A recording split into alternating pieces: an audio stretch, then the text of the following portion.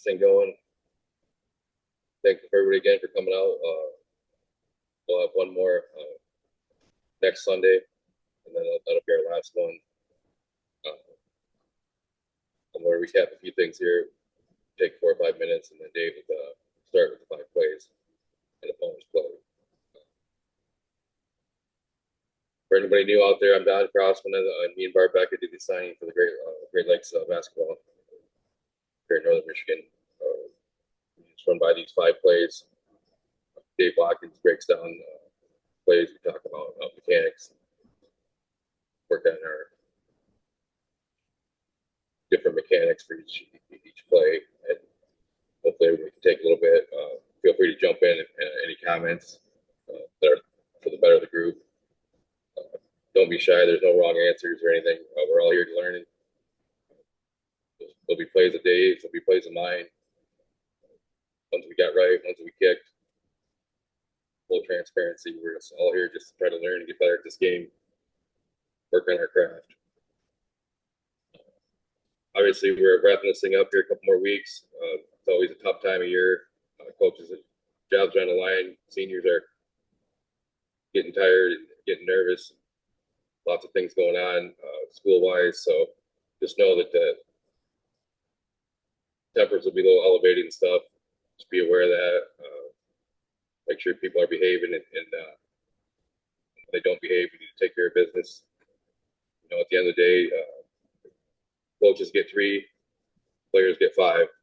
And whether there's an intentional in front of it or a technical in front of it, really doesn't mean a whole lot.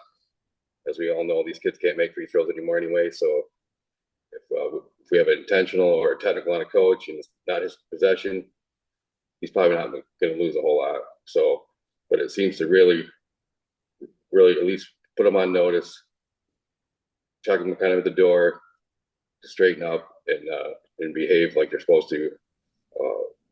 But just remember, right? Like if I know as a coach that the warning means nothing and this first tee really means nothing, you know, he's going to push that. He's at least going to find out where the line in the sand is on a warning. And I'm guilty of this. I think we all are. You walk in the locker room after the game and think, man, I never even warned the guy, you know, and he was chirping at me the whole night. It's like, why would he stop, right?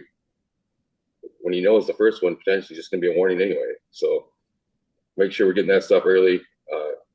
Make sure these guys are coaching their kids and not coaching us every possession. You know, a good comment, you know, obviously ignore the first one, acknowledge, warn maybe at the same time, right? And then team up if you have to. But, you know, just a quick, you know, kind of kill them with kindness, right? Just say, hey, coach, you could not officiate every possession. You know, let us do our job, right?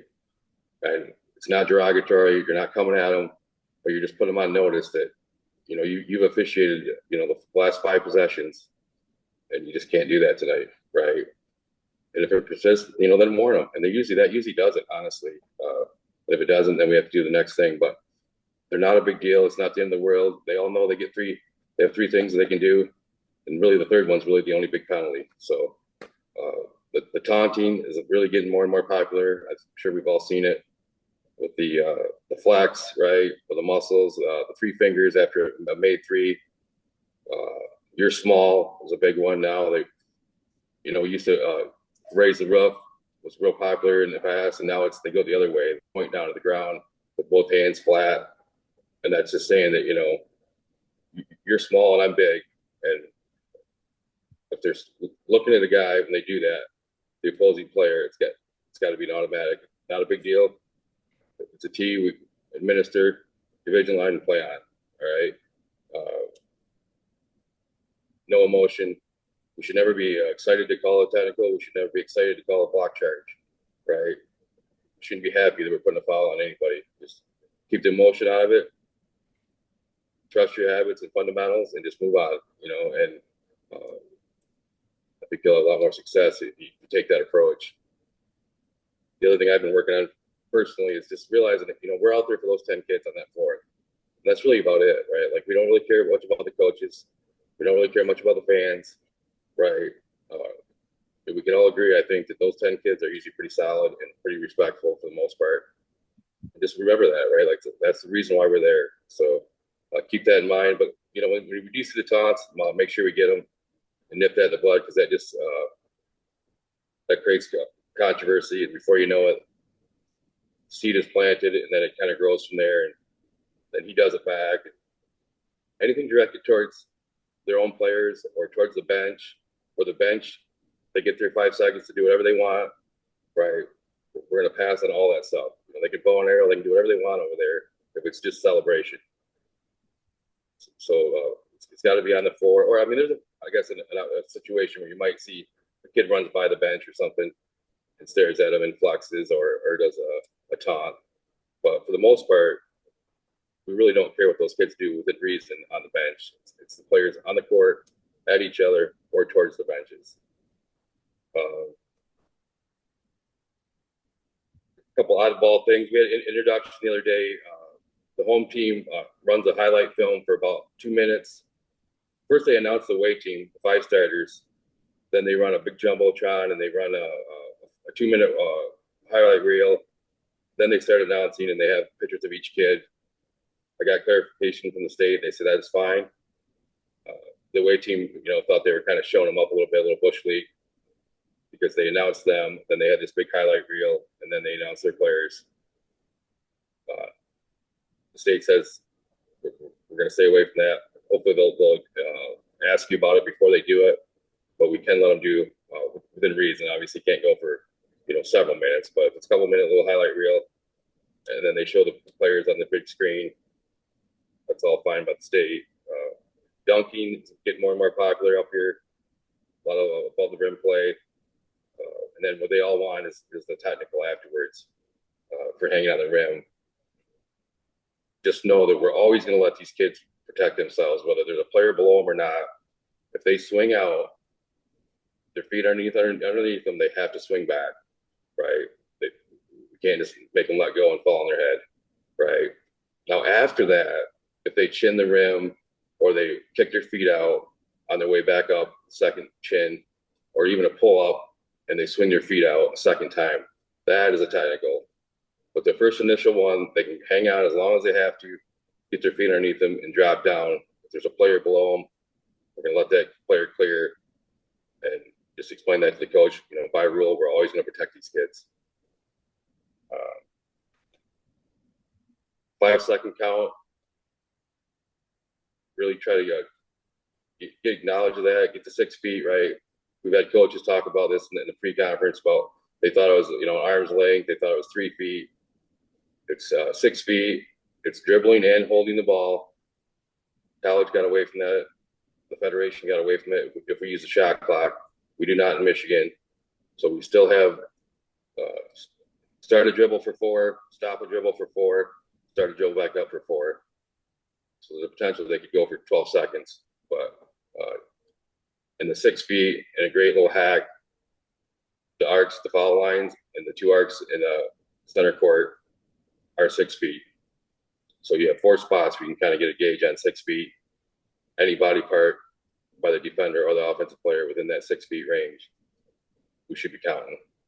And take that count all the way, even in your partner's area, even if the defender gets passed by, if the offensive guy gets passed by another defender and they're shoulder to shoulder and they don't get outside the 6 feet, we still want to make sure we're counting. And that would be the guy that started the count. We should stay with that count until he picks up his dribble. Obviously, you count again, and then if he passes, then it's out of your area. We let that go. But just wanted to kind of work on. There's a lot going on there, right?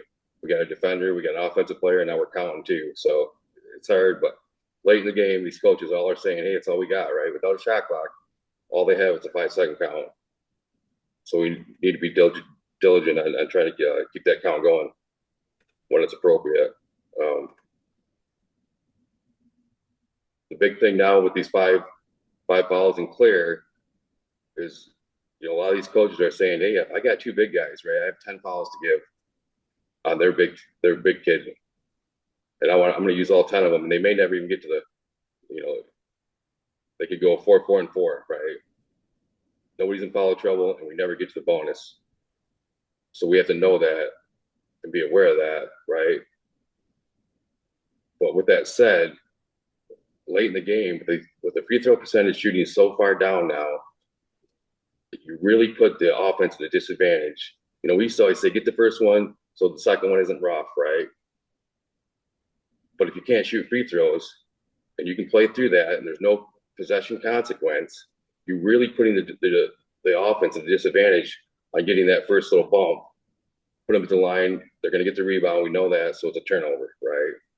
So try to let them play through that. Let the coaches know, hey, think about it, coach. I'm letting you play through that. Now, if there's possession consequence, yeah, then we get it, right?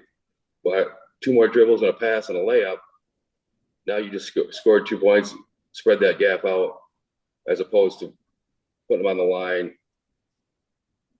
and now it's a turnover, right? And they can't shoot free throws, so it's even worse. So just think about that. Obviously, caliber of game, right? The level of play, all that comes into factor. But pretty good basketball. Kids can handle the ball. Let them play through some of the incidental contact, even though, because what you'll get from the offensive coach who's clueless, he'll say, well, they're trying to intentionally foul us. You say, yeah, you're right, coach, they are. Well, we're not going to let them because it's a turnover for you if you can't shoot free throws. So a little change of philosophy there with these new clearing the fouls after each quarter. So keep that in mind. Again, just make sure that, and we're going to have a couple plays here we talk about this. Don't take away a scoring opportunity 75 feet from the basket on a little bump, and there's no possession consequence, and the kid plays through it. And you'll see a couple of these plays where, two more passes and a couple of dribbles and there's a layup, as opposed to just a potential gray area bump 75 feet away. So keep that in mind. And just always remember, sometimes the best call is a no call, right? Have some pain tolerance. Let these kids get physical to the rim. Most times, as we talked about all year, it's offense-initiated contact on a legal defender. And really, all you can go on that is offensive. And if it's marginal, right, and we have some pain tolerance, we're probably just a play on most times, right? So keep that in mind. We did have an odd one, the ponytail, right? Let girls lay on the ground, has the ball, everything's in, knees in, feet are in, hands are in, ball's in, but she's got a long ponytail and it's out. And Dave clarified that here tonight, and that is a body part, and she is out. Pretty rare, but it did happen the other day, and I got clarification on that too. So these longer haired girls now, that could come into play. Just know that is considered a body part. So with that, Dave, take over. Okay, well, welcome everyone. Hope everyone's had a great season as we wind it down here and get ready for the big tournament. And once again, as we come into our last week from today, if you have any great plays, send them this way, and maybe we can make it part of the 5-play Sunday. So here's the first one.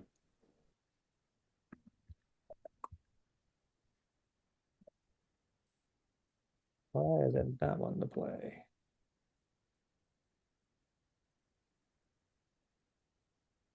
Hold on 1 second. There we go. Everybody see the screen?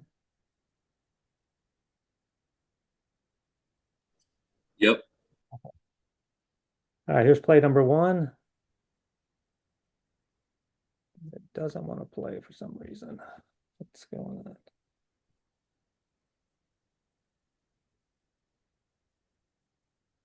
Hold on 1 second. I'm going to stop the share and get this started. I don't know why it's being all buggy, but it is.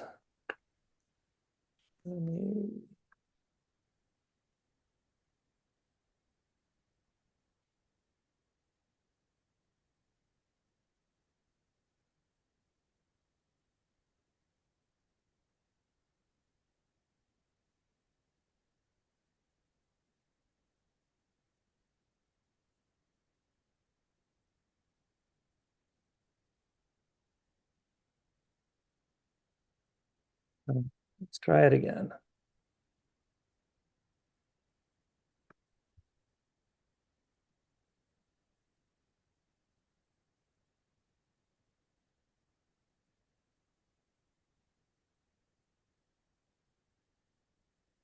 And this is what Don was talking about, playing through a minimal contact, no possession consequence.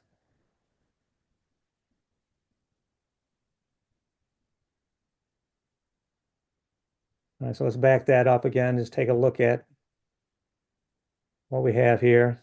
So you got number 33 here is putting a lot of pressure on the ball, gets the dribbler to turn. He reaches in, deflects the ball away, and then there's marginal contact there. Got to decide, does that rise to a level of blowing the whistle? Is that a foul at that point? Black retains control of the ball. Slight little bump right there. Still has control. Still in transition. Break the press. Come in. We have a layup. So now, when you have plays like this, the question is, there may be a reason to call a foul here. I mean, is the temperature of the game such that you need to say, hey, enough is enough? There's too much, it's getting out of control. That always factors in. But just as a general rule, if the game is going along fine, why have a game interrupter if there's no possession consequence on the play? And that's what we have here. Little bump, certainly could call a foul, justify it, no question about it. And we end up with a layup going on there. Everybody's happy. No foul on a player. Offensive coach is happy. Down here, once again, see a reach,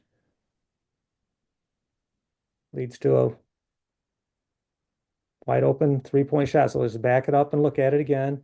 Could we call a foul here? Absolutely. Dribblers coming up. We have every coach's dream is that your players reach instead of play good defense. He reaches, does get ball, but then he gets a little bit of the body. You can see the ball gets deflected a little bit right there. So he does get ball. Then he little bump and he goes down. So he bumped 22, but 22 recovered just fine. Not really disadvantaged, playing through it. You have your C looking at the 3-point shot in the corner, pump fakes, make sure he's at the three, signals three, make sure there's no contact, 3-point play on. Certainly could call a foul. We could back this up. I mean, does everybody agree we could call a foul right here? There's certainly contact. And no one would argue with that call. Except maybe the coach would say, hey, let him play. But I mean, because there was contact, but it's minimal and it does not disadvantage the offense. So play on. And then as we keep going through here a little bit more, right here, it's all about as the ball is being defended. Look at number 31 coming in to play defense.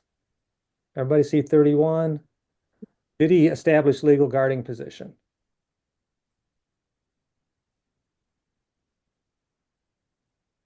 Help me out. Does he establish legal guarding position?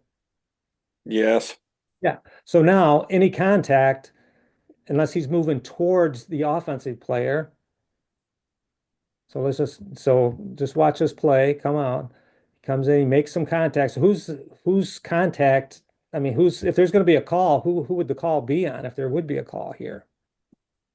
If legal guarding position is established and he didn't move towards him, that contact is on the offense at that point. So and it wasn't a contact that rose to a level of an offensive foul. It was just good defense. Offense had to adjust, went up for the shot, got challenged, missed, and White's going the other way. And here, another play from the same sequence. Once again, as the ball's being, pushed up the court and it goes towards the basket, start thinking about legal guarding position. Okay, so you're looking at the defense saying, do they establish legal guarding position? So as this play goes towards the basket, the C and the lead should both be looking to see if anybody establishes legal guarding position. And we get a foul call, and this was an easy one because he got him across the arm on top of it. But was legal guarding position ever established on number 0 here that has the ball going to the basket? Did they have 2 feet on the floor facing their opponent? Did he ever face his opponent? No. No. So legal guarding position. So now contact is on the defense. So it's their responsibility. If the contact is made, it's on them. And you got to determine if it's enough to affect the play. Well, he gets him right across the arm, makes that an easy call. But if for some reason contact is made and you call a foul and the coach goes, how can that be a foul? That should be a charge. Well, no, because legal guarding position was never established. So if it did rise to that level, and it didn't here, of course, but if it does, knowing the terminology, it'll just coach, he never established a legal guarding position. He never had 2 feet on the floor facing his opponent. That's on the defense. And just being able to talk that. And this is just a good example of he never established legal guarding position. And it was raked across the arm on top of it. So it made it real easy. Any questions on any of these plays, any inputs so far? I got one for you. Okay. Hey, so those first two plays that you talked about, we had no turn or there's no consequence for the ball being turned over, but we don't always know if the ball is going to be turned over. So in both of those plays, the offense kept the ball.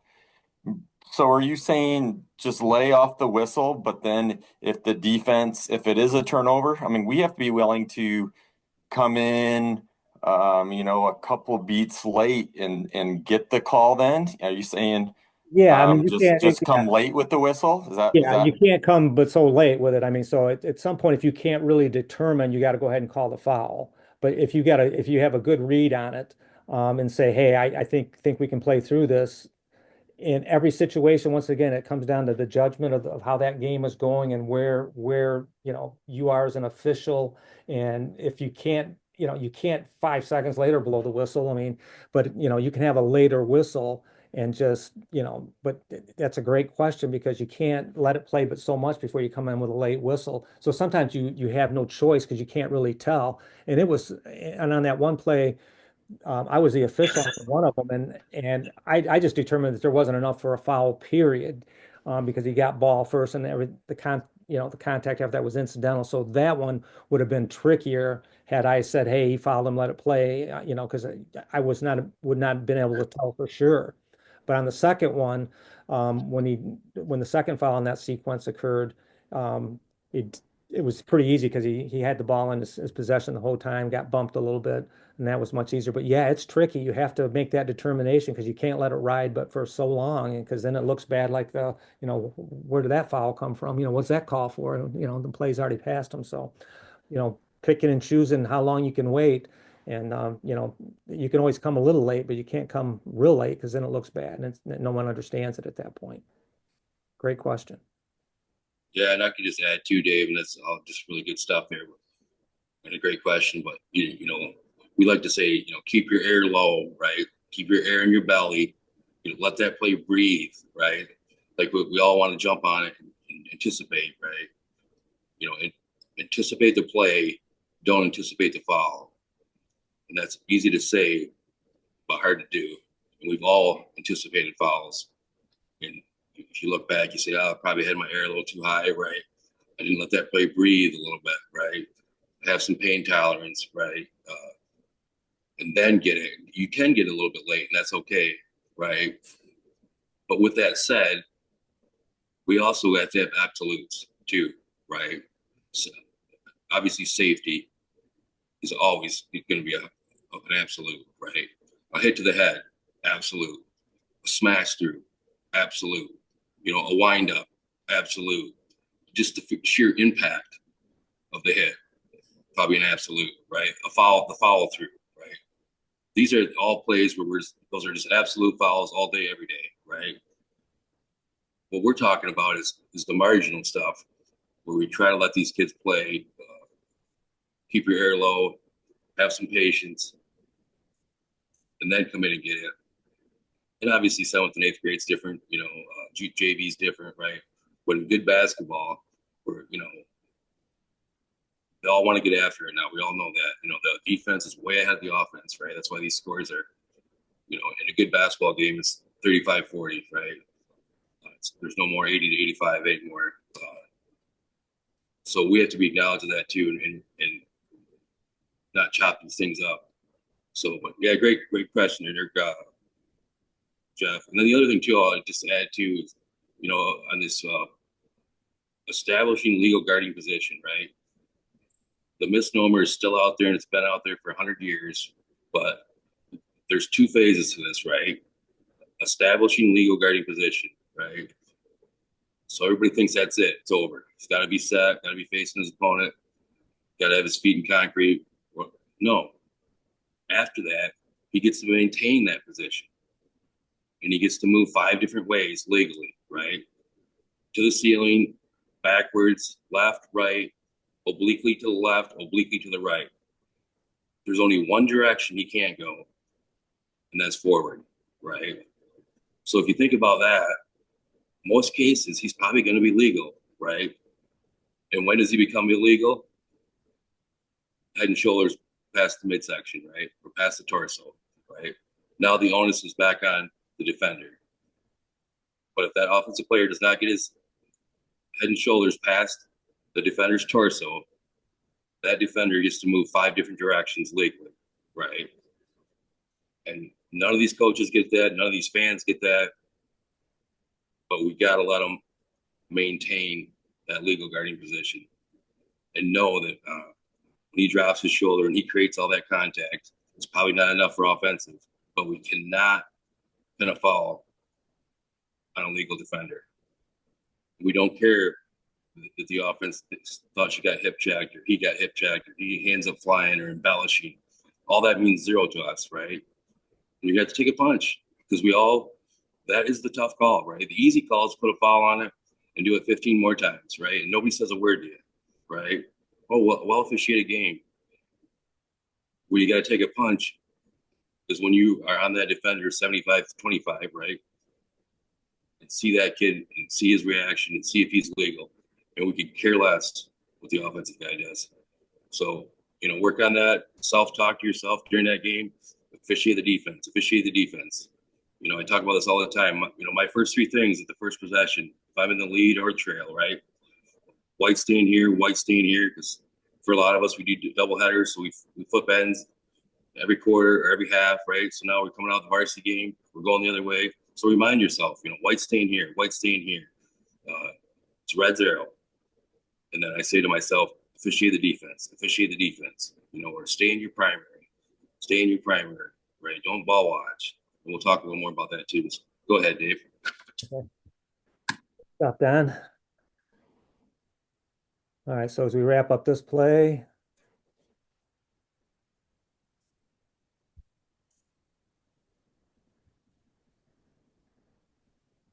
lost it on the deck. Boyce picks it up.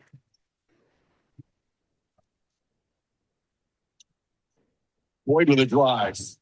Slip. okay, now I want to stop it right there. This is going to be a little bit longer of a sequence of a clip, but there's some really good stuff to talk about, and you can hear the noise in here, and I'm going to break it down even further, but just bear with the noise. And but this first thing you notice here is there a travel on this? Is there a traveling violation on this player? So I just want to walk through this here just real quick. We'll talk about positioning a little bit later. Look for when does he have control of the basketball with 2 hands, and where is his pivot foot? So that's what you have to determine. This is the Division III finals from last year. So these officials have been around the block a time or two. So it's not like you're dealing with first-year officiating here. When does he grab it with 2 hands? Looks like to me right there, he's for sure got 2 hands on it. This is always the argument. When did he have control of the ball? If you say right there, his pivot foot is his right foot. Okay. He gets a little bump right there. Goes off his left. Does his right foot ever come back down? No. And that's why they didn't blow the whistle. I mean, I'm guessing that's what they saw. Now, if you saw he had control and his other, was the opposite pivot foot, then yeah, you could go with the travel. But when you get in games of this caliber, they're not looking to nitpick on these things. The other thing you look at, is their legal guarding position established? Does he have legal guarding position? Because this comes into play as well. 2 feet on the floor facing the opponent. Okay, this defender is legal. Ball goes to the basket. Is he still legal? Yes, he is. He can move obliquely, backwards. He could jump straight up, left, right, whichever way. The only thing he can't do is move forward. And you could make a case that he moves his leg towards him right there, his right leg, if you see that. And is the defender, still legal? And is the offense moving into the defense and just kind of a wash? I think the officiating crew is kind of looking at it that way. And Then look at the defender down low. Look where the lead is. The lead should be watching the defender down low on the block to see if that defender is legal the whole way and no foul, and it's just play on. Okay, so let's just watch this through here. I won't interrupt, and just watch and just look for how the crew is working together, and just look for things that stand out to you. A pair of defenders and got it to roll home.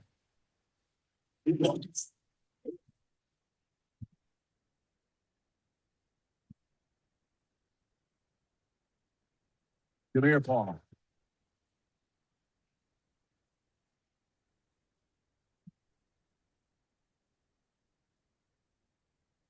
Towards baseline.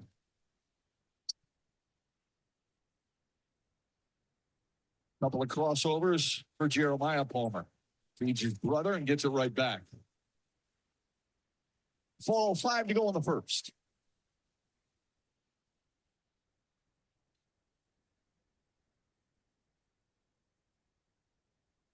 Palmer forced to pull it away. It's his. Okay, so now before we take a closer look at some of the positioning, what stood out to you? Chime in here and tell me what you saw. What did you see anything you liked, you didn't like? What did you notice?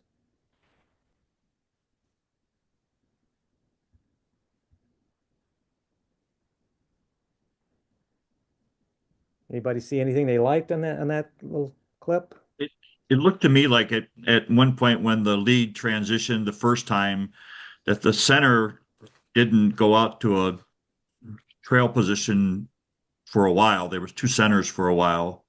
He eventually did, but then when he transitioned back to the other side, that center moved out to the lead to the trail pretty quickly. Maybe nitpicking a little bit, but I noticed that. Yeah. There's two C's positions going on that clip for sure, definitely. And there's nothing wrong with that. And we're going to talk about that as a matter of fact, because that was a great observation.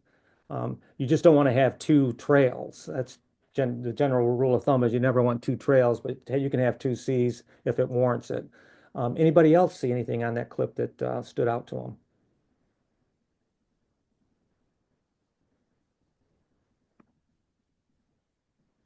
Lost it on the Let's deck. break it down a little bit more. Boyd picks it up.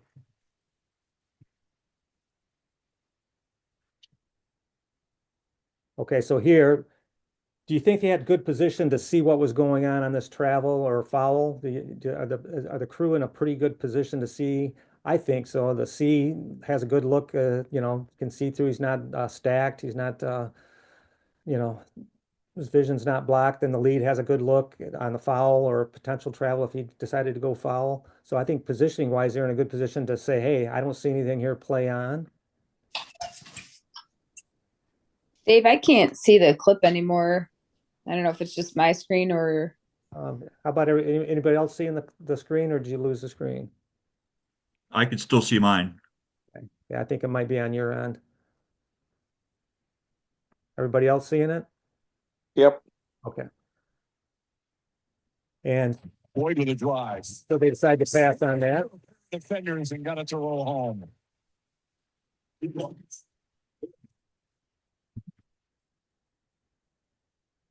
Okay, now if you look right here, the one thing you always want to make sure is that all the defenders are covered, all the matchups are covered.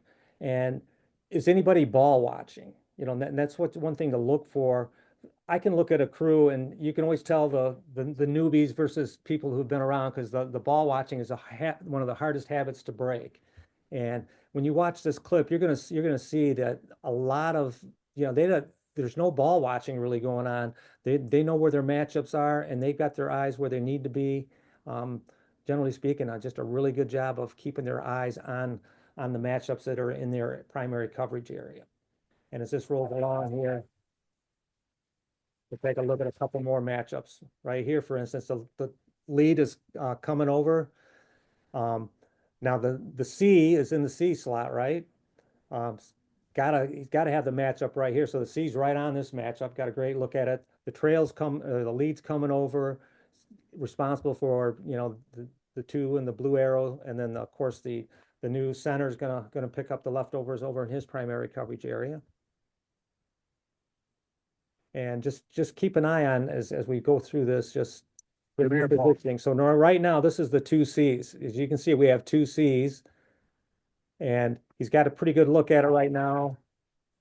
Still staying. He should probably be moving out. He finally does. Was a little, probably maybe a little late coming out, but still had a decent look at it. So now we're back in a good matchup here. Everybody's got a good look at it. You know, there's no ball watching. You don't have the C looking at the ball. You don't have the lead.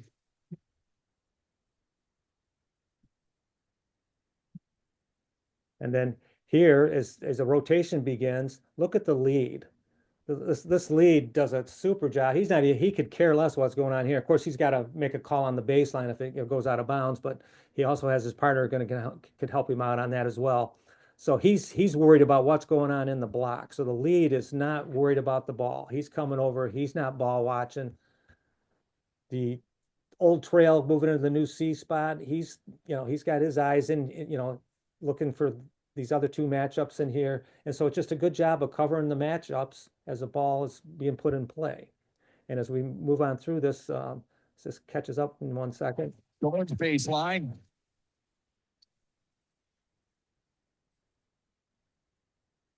And right now we have 2Cs. Once again, we got 2Cs. Couple of crossovers. And it's okay because that was his best look, was to stay in the C position rather than going out and getting stacked and not having a good For look. Jeremiah Palmer. Feeds his brother and gets it right back. 4:05 to go in the first.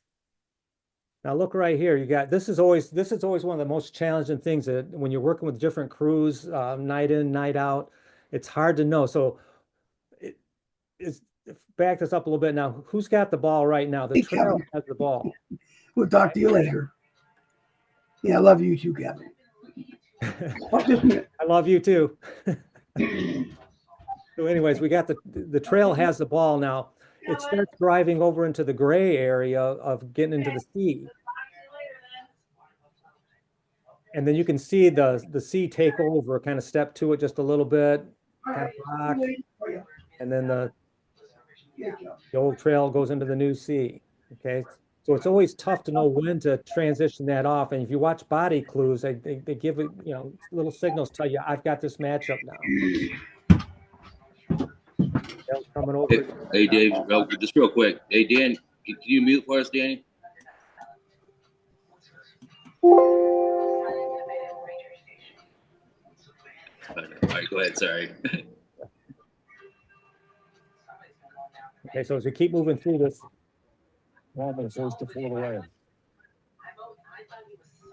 Okay, so now I'm going to just put it in slow motion and just watch. This is kind of like poetry in motion. A good part of this clip here. I downsized a little bit, but just watch the movements of the crew. Look how the C is.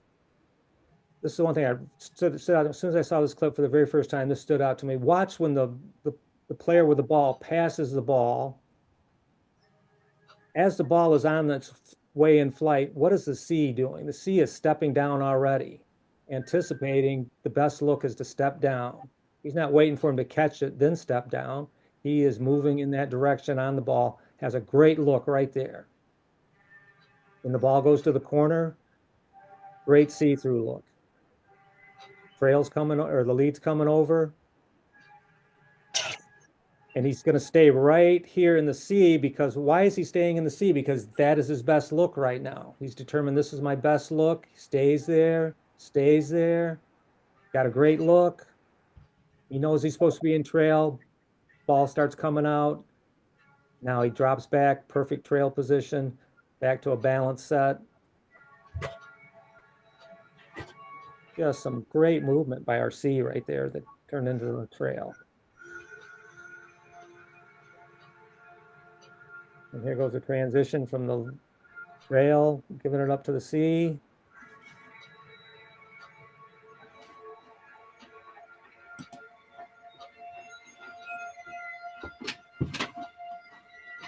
And we're staying in the C, got a low C, keeps coming out with the play. Comes back into a trail position.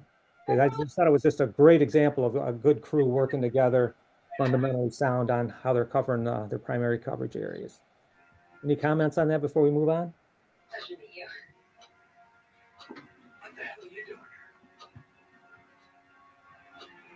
Hey Dave, can you mute Jalen Grandgood? Oh, I think he did. We're good. Thank you. All right, good. All right, so keep a look down here at the bottom left-hand corner right here. As this play unwinds, get a turnover going the other way. Everybody keep an eye. So we got a whistle, ball stops. Let's back it up. See this little chuck right here? And then black points to it. So that, let's just play it again from there so you can see it. So we had a whistle in transition.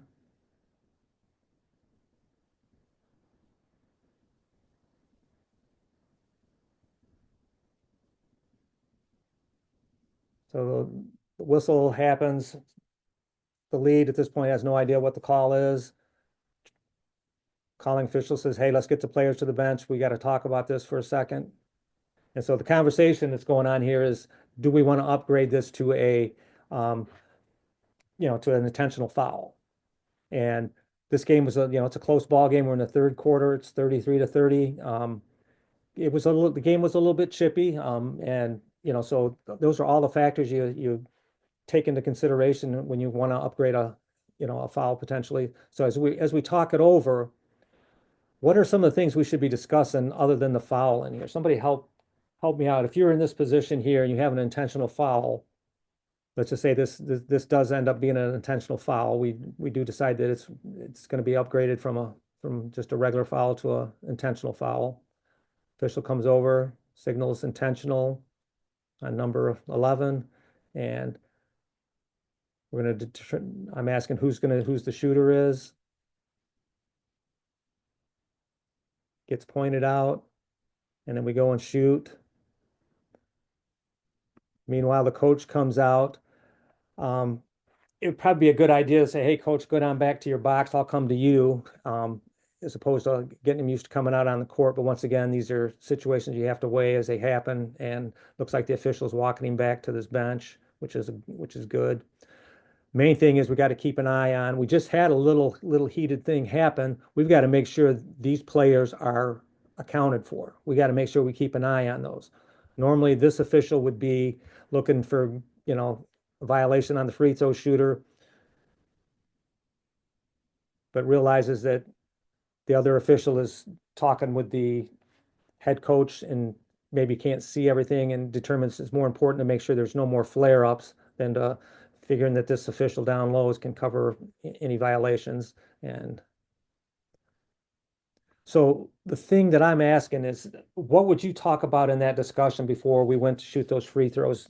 If you're in the situation where one of your partners calls a foul and you discussed, that we want to upgrade and that we do upgrade, what do you talk about in the huddle? What do you huddle up? What are some things that you talk about? He was talking to the coaches.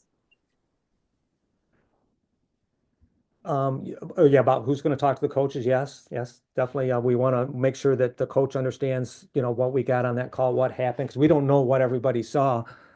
So yeah, who's going to talk to the coach and clarify what else? How play is going to resume and where the ball will be put into play. Absolutely. That's a point I wanted to hear right there, because this crew did not do that. We did not talk about that. So what happens is, as we finish this free throw, you can absolutely see that there's a little bit of confusion, and nobody in the gym probably even knows that we didn't put it in the right spot. I'm kind of looking there. Where do we go? Over here.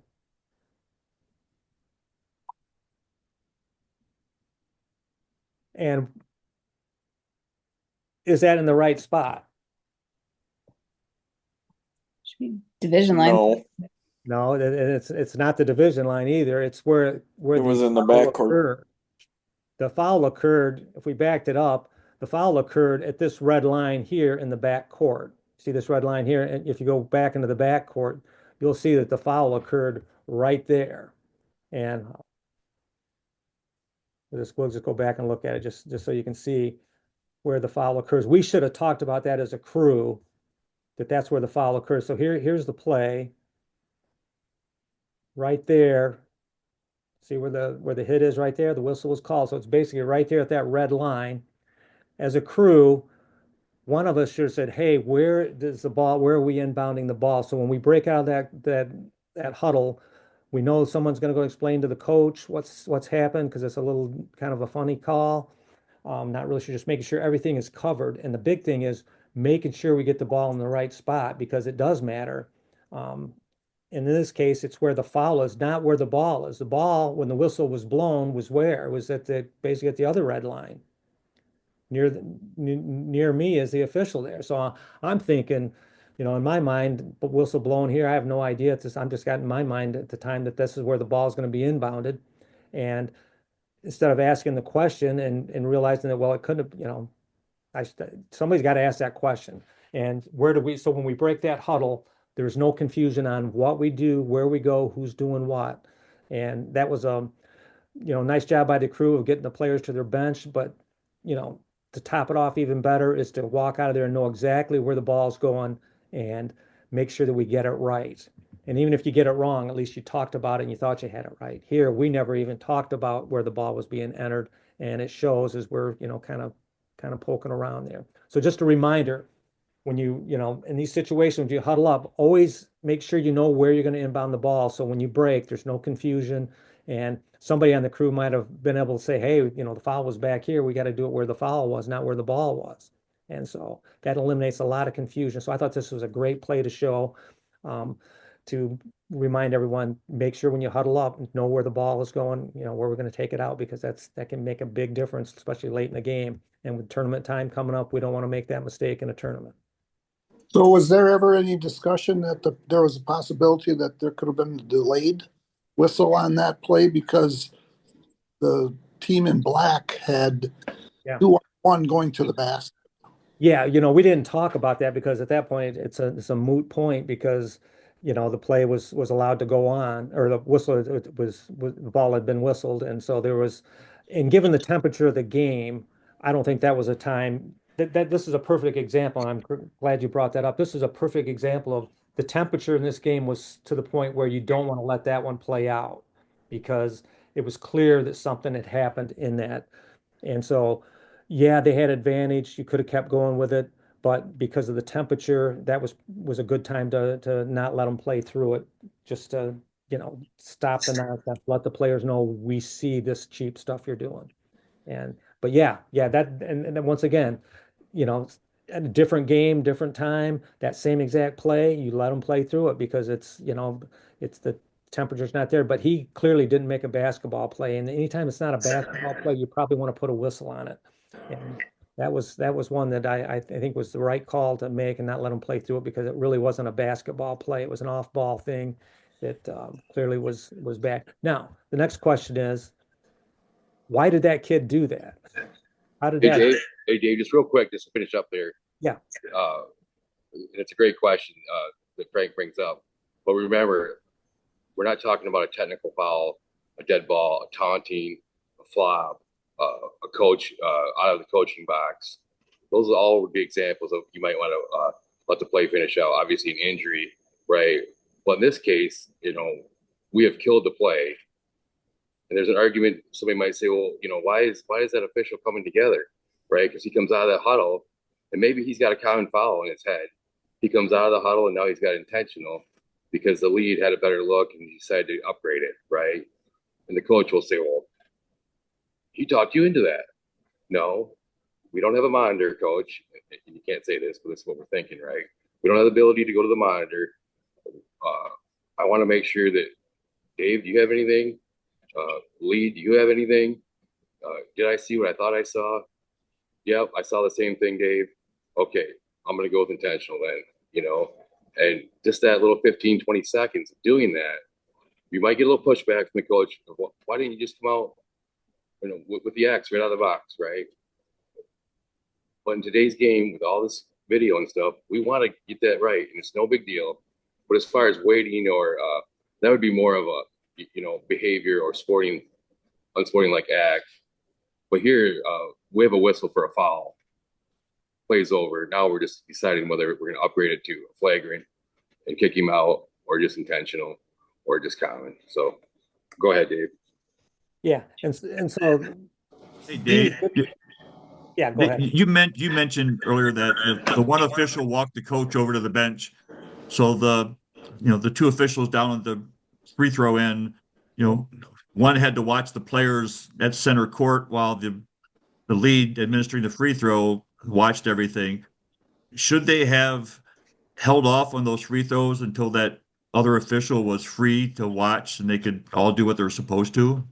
No, this is The one official went over to the bench was not even watching what's going on the floor at all. So yeah. So how I see this thing potentially playing out is that if is the official that's talking to the coach, you're shoulder to shoulder, you're seeing the entire court. So you're in the back court with the players by the bench, you're facing the players, you're talking to the coach, keeping an eye on things, and the players can see that. If you have and I don't know because the tape doesn't show it, and I don't remember from the game itself if the official had his back to the play, but my guess is that my partner here is keeping an eye on these players to make sure because it was a heated, things were starting to get heated a little bit. And you should never have your back. If you're talking to the coach, talk to him in his wherever you're talking to him, make sure you're open to the players. Make sure you get the best view you can get. Don't have, going with your back to the players because that doesn't you offer nothing at that point other than a chit chat with the coach who's not happy with the call. So you're standing shoulder to shoulder, side by side, saying, "Coach, this is what happened," and you're watching the play as you're explaining it. That's what I would recommend. And then as this play goes on, why does this happen? So we're going to go back and take a look about how this happened. So take a look right up here at the top of the key. Keep your eye on these two players right here, okay?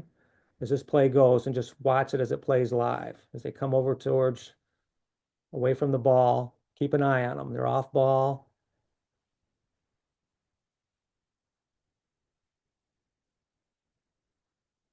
Everybody seeing that? Back it up again. Keep an eye on number 2 and number 11.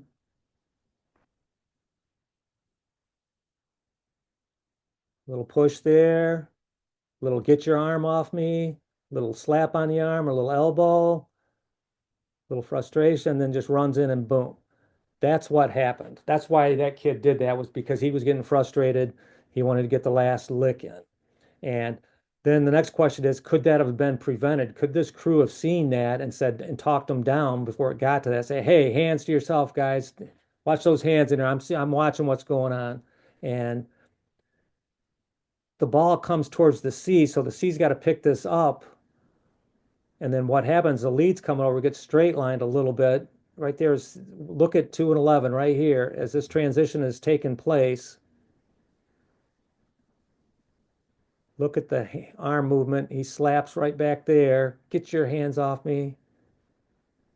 And got some more action going there. So it was just missed. And sometimes you just things you get missed. Kids are cagey. I mean, if they know you're watching, they're clearly not going to do that.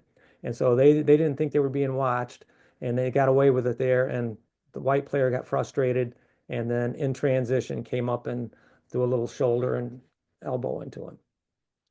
And that was caught, which was good. The good news was, the little stuff we missed, but got the big one and in transition and prevented further. It just lets them know you're watching. Any more feedback on that play? Just a good reminder to when you huddle up, cover where the ball is coming out, where get all the I's dotted and the T's crossed before you break huddle. This one's a traveling situation where is it a travel or is it not? What do you have? Okay, let's back it up again. If I'm not mistaken, the coach really wanted a travel call. There's 3 travels on this play, according to the coach, from what I heard.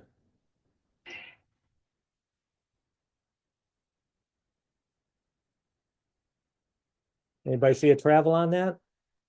Nope. And why is there not a travel? they never had control. Player control. Yeah, you got to have control of the ball. You can't travel if you don't have control. I mean, the player's trying to get control. He wants to get control, but he clearly never has control of the ball. And the only thing that I could see that, and I see when he stands up, if he had control of the ball and he stood up, then you could call it travel. But he's down here, his knee's off the ground now, so he doesn't have the ball in his hand yet. Now he picks it up. So even then, that's not a travel. So I mean, I'd be hard pressed to call a travel because I see nothing that clearly here in the little scrum of trying to get the ball. There's no control by anybody, and then finally he stands up, and that's the first control right there after he stands up. And then the ball was knocked out of his hand again, right there. Then he picked it up and dribbled, which was fine. He hadn't used his dribble yet. So it's just one of those things, just because it looks funny, once again, doesn't mean there's a violation. See it, make sure it's there, or let it play out. You're not going to be popular, but it's going to be the right call. And you can defend it by saying, Coach, you never had control of the basketball. You can't travel if you don't have control. End of discussion. I mean, there's no more debating it at that point. And it's backed up by the film. So anything else on that one? Another good one there too is just, if you can't think of it, I try to do it. I didn't do it there, but just go with the bobble sign, right? Yeah, Obviously, exactly. it's not a mechanic, but you're just with your signal you're showing, you're talking out loud and just telling everybody, hey, no, I have a bobble in the ball, and we can never have anything illegal. It's not illegal to bobble the basketball. So if you can implement that too in your repertoire, that helps too. Okay, here On a bounce play. play number 5. This is a It's Jaden backcourt violation He's- possibility. Good call from Joseph McKinney. Okay, so let's just gonna slow this down a little bit. What do you see right here? Number one, who has control? Black has control in the front court. They got team control.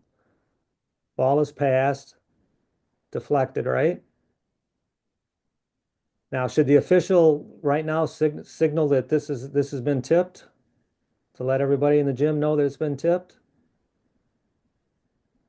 If you were doing Be this, a good idea. okay, so if you tip it now, and then what happens if the black player tips it right here again and goes in the back court? Yeah, it'd be a little too early to make that signal. It's Yeah, you not gotta clearly be- going to go on the backcourt yet. Right, you got to be careful when you make that signal because once you do that, every coach in America thinks that there's no backcourt violation going to occur at that point, that it's been tipped. So you got to be careful and watch what the official does here. He doesn't signal it there, and I still don't know right now. Now he decides he's going to signal it right here. I don't know if he just determines that he knows White's going to get there first because right now, is there a backcourt violation yet? Right there, is that a backcourt violation?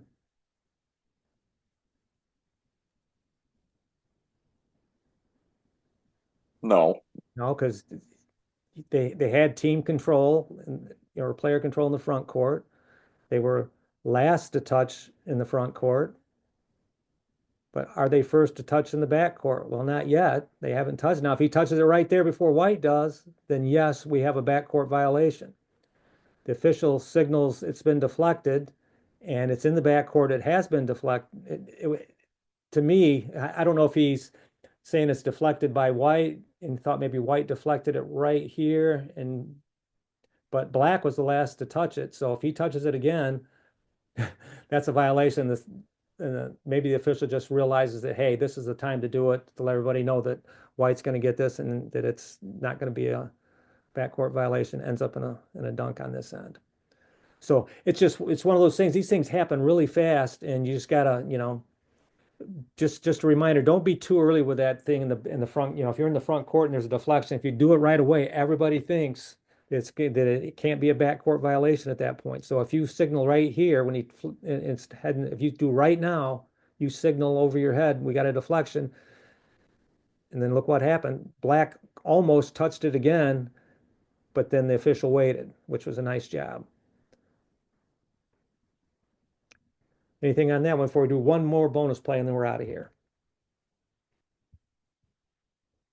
Okay, this next one is getting into legal guarding position once again.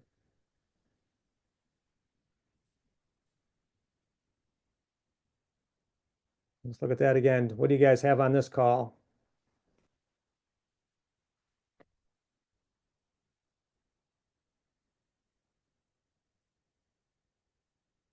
I can tell you what the coach said because that's me making the call. Never got set. Look legal to me. Yeah, so this is one of these ones that kind of caught me by surprise too. I mean, it happened so fast. I never expected the girl was going to be able to cover that much ground and get legal, but she did. And one recommendation I'd have is that for myself is that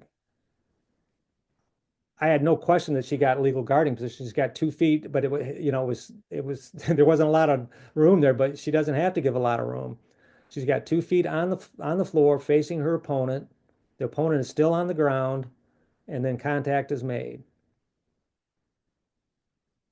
Easy call if you determine that there's legal guarding position, because she can do everything but move forward at this point once she establishes legal guarding position. She clearly is not moving forward, gets knocked down, and the lead here should really post the call, get the fist up, and then pause and make sure the C doesn't, have a different call.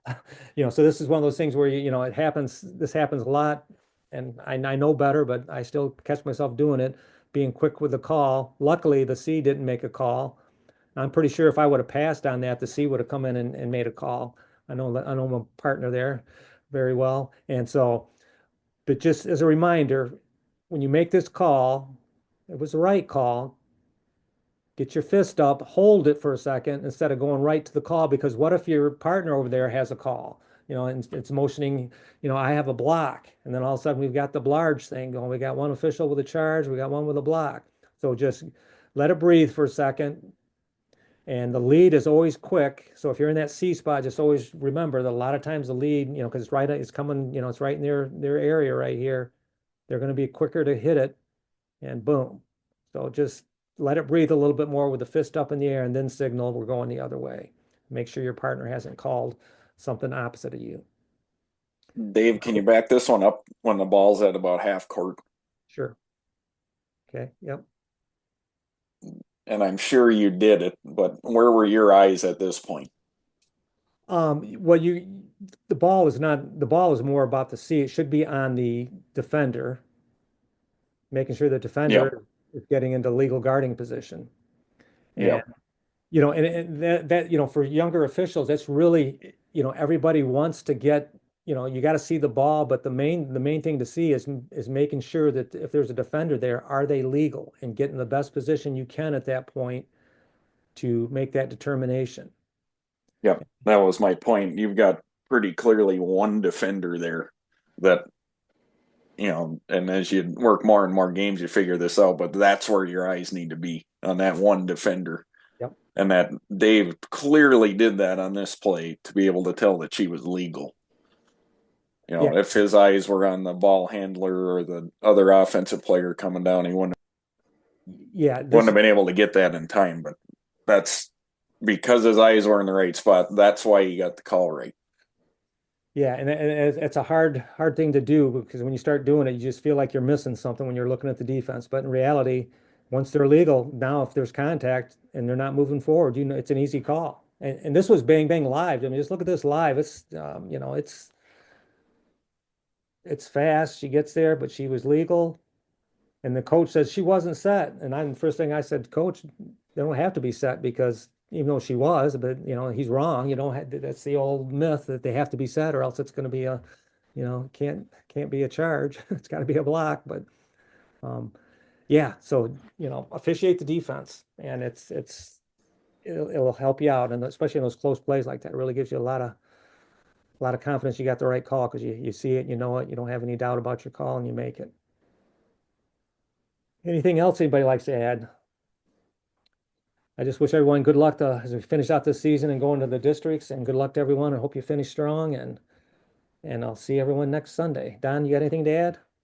Yeah, thank you everybody for coming out. Really appreciate you guys working on your game here, and same thing. Good luck with all your district stuff, and if anybody got a regional, congratulations to that, and yeah, see you guys on the court. Take care.